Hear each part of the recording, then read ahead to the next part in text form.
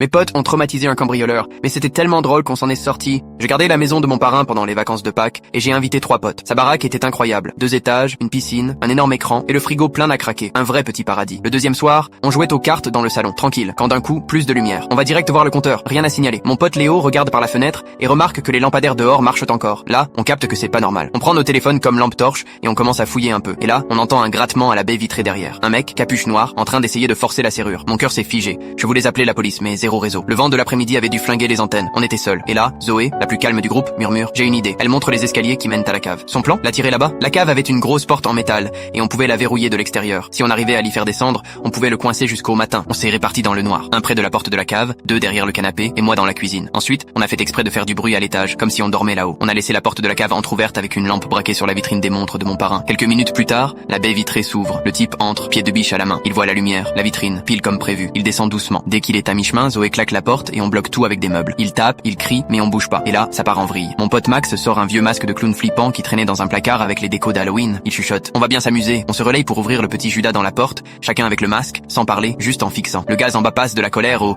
y a quelqu'un, puis au rire nerveux, avant de commencer à supplier. Zoé trouve un vieux tourne-disque et balance une mélodie genre boîte à musique glauque dans les conduits d'aération. Max descend une corde avec un nœud coulant par la trappe à linge. J'ai commencé à flipper qu'on aille trop loin, mais j'étais plié de rire aussi. Toute la nuit, on a continué. Des chuchotements en espagnol, en arabe, des bouts de papier glissés sous la porte avec des trucs genre le rituel commence à l'aube, des bruits de griffes sur le parquet. Au lever du jour, le vent s'arrête, le réseau revient. On appelle les flics. Ils débarquent, ouvrent la cave et trouvent le type recroquevillé dans un coin, tremblant, en mode ils vont revenir. Les flics comprenaient rien, jusqu'à ce qu'on leur montre. Il y en a un qui a dû sortir pour pas éclater de rire devant lui. Apparemment, ce gars avait cambriolé 6 maisons ce mois-ci dans le quartier. Ils ont pris nos dépositions, mais aucune plainte. Le chef a même dit: franchement, ce que vous avez fait, c'est plus dissuasif que la prison. Il est vacciné à vie. Quand ils l'ont foutu dans la voiture, il nous a regardé et a dit: vous êtes tarés. On lui a juste souri.